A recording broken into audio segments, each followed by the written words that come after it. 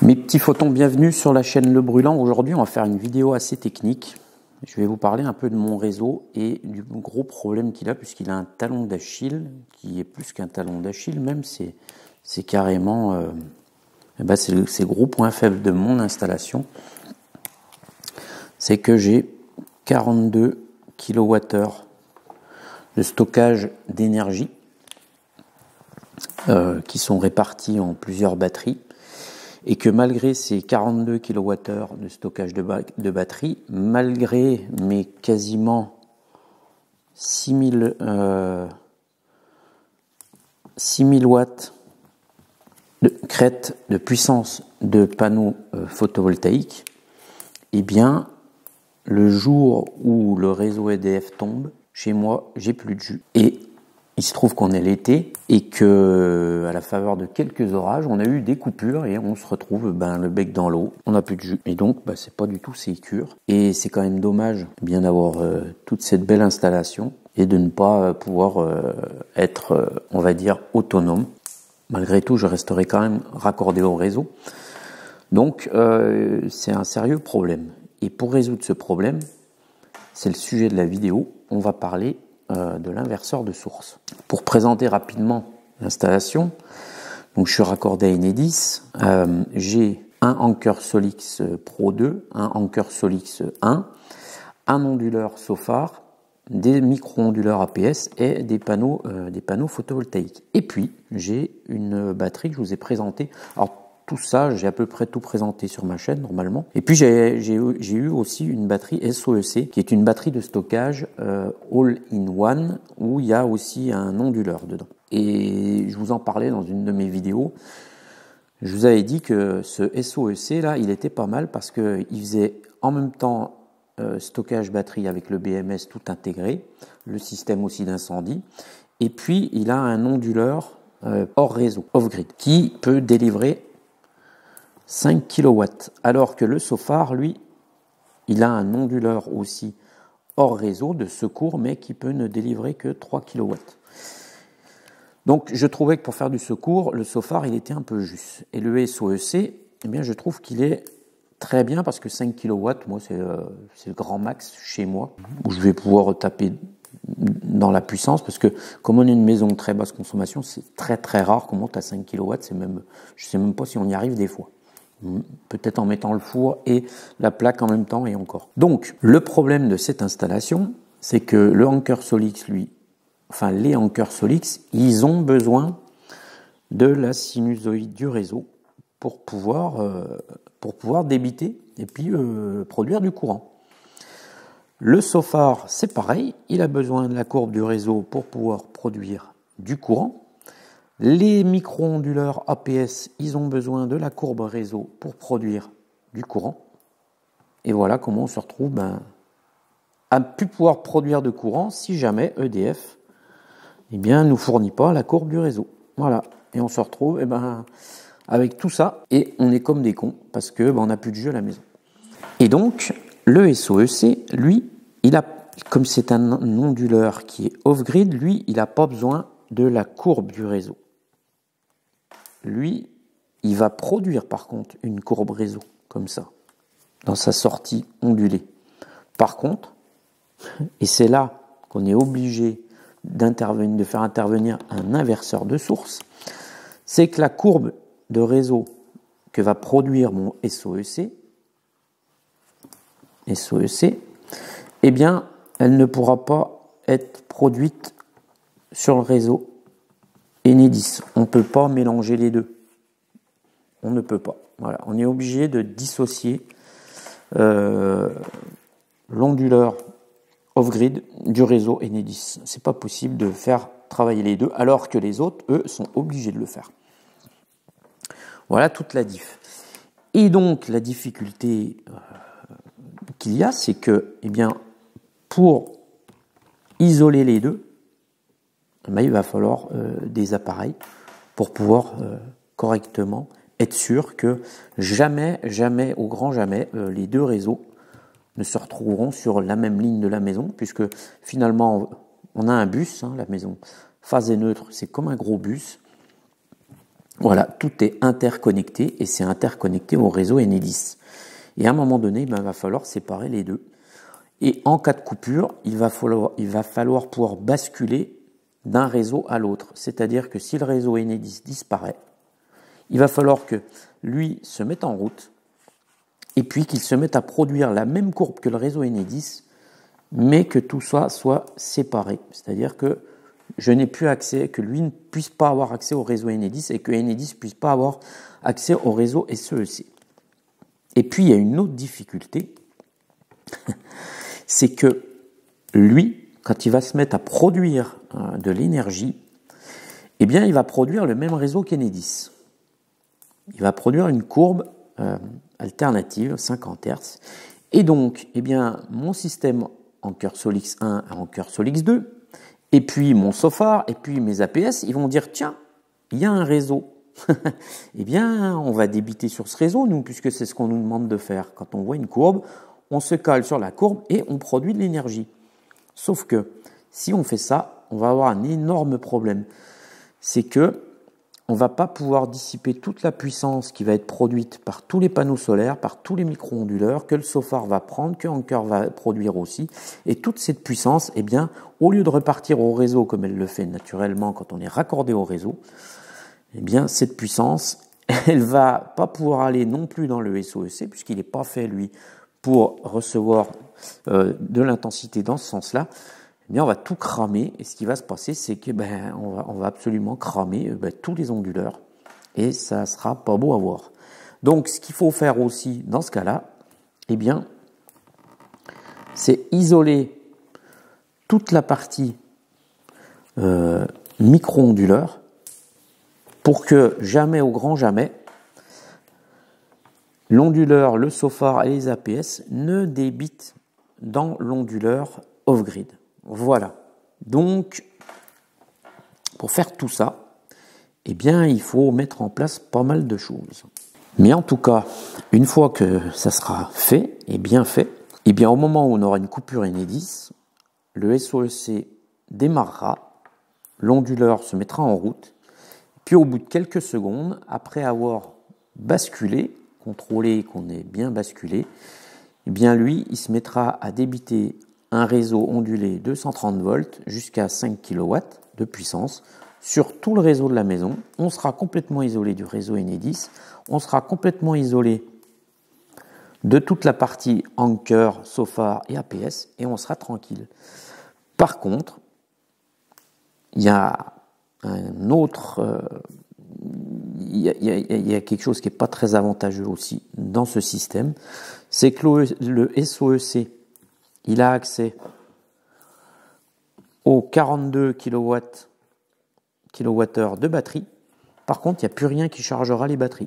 Puisque moi, mon système de charge batterie, il est uniquement par le réseau 230 volts. Si je me fais bien comprendre.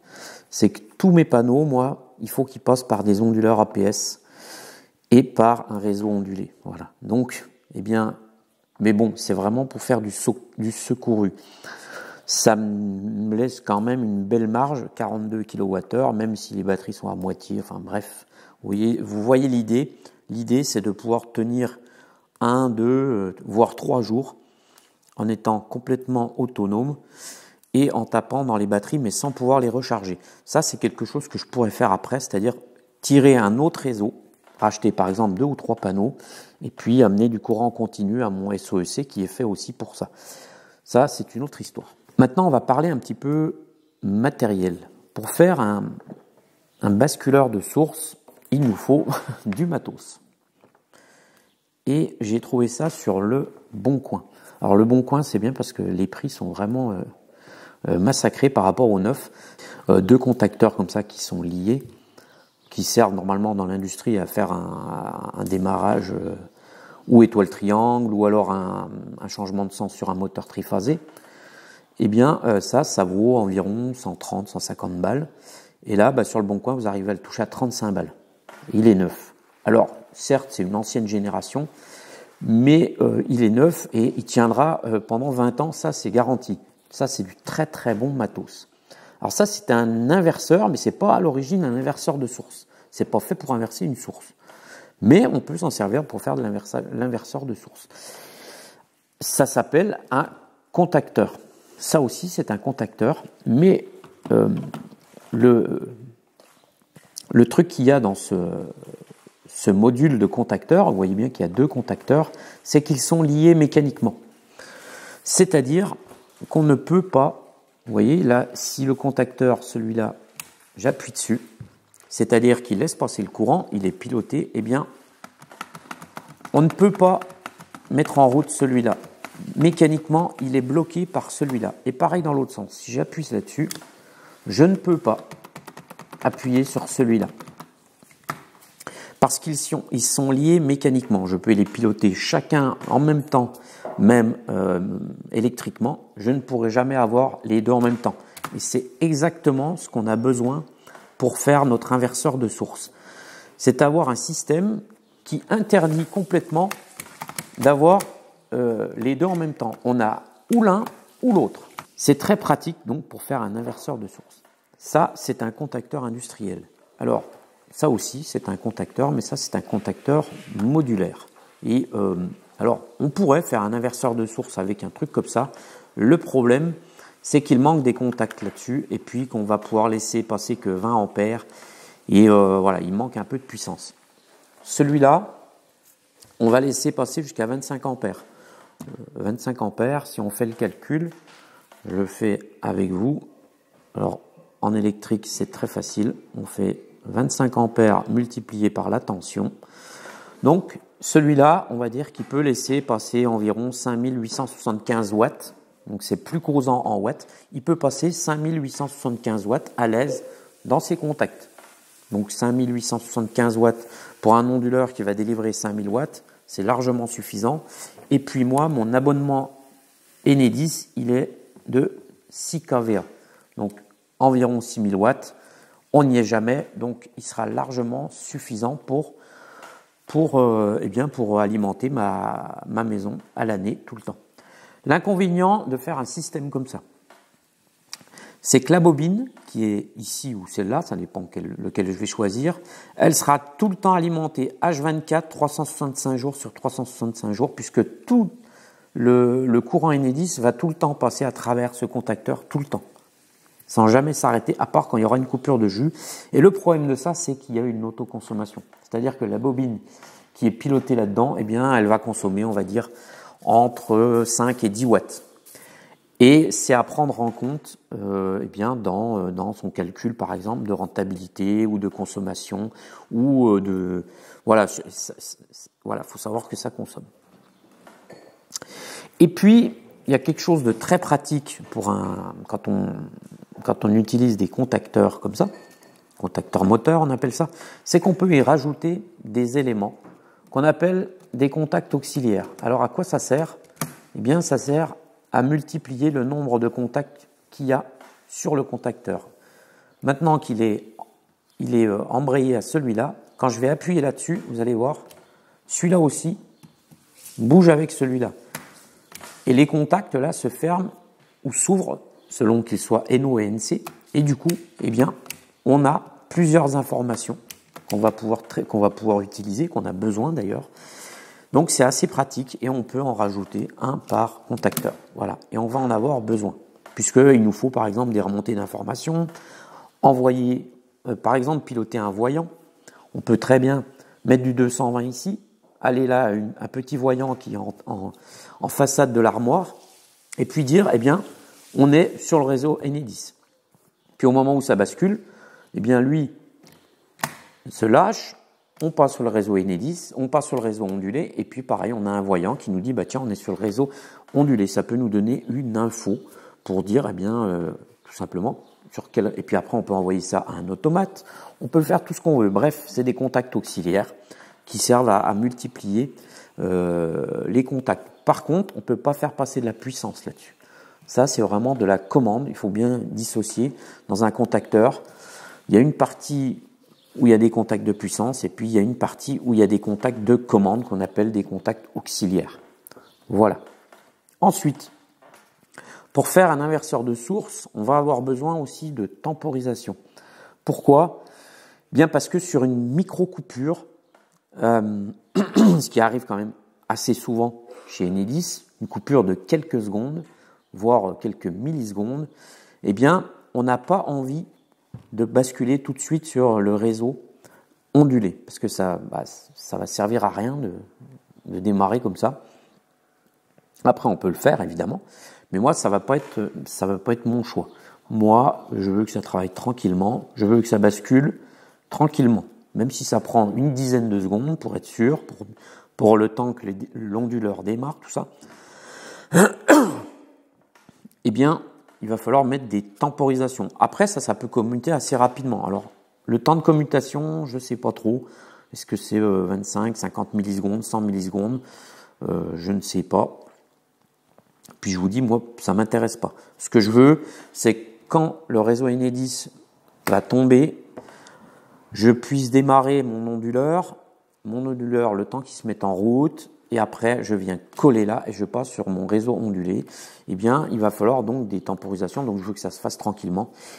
Et on utilisera des temporisateurs comme celui-là, par exemple. Alors, petite précision, c'est que ce que vous voyez ici, là, il y a beaucoup de la récupération en fait en déchetterie. Je vous le dis, les gens sont complètement cinglés aujourd'hui. C'est de la folie. Les mecs jettent n'importe quoi. L'interdif que vous voyez ici, enfin le disjoncteur différentiel que vous voyez ici, je l'ai récupéré à la déchetterie. Il était dans la benne. Le temporisateur que vous voyez ici, il était dans la benne.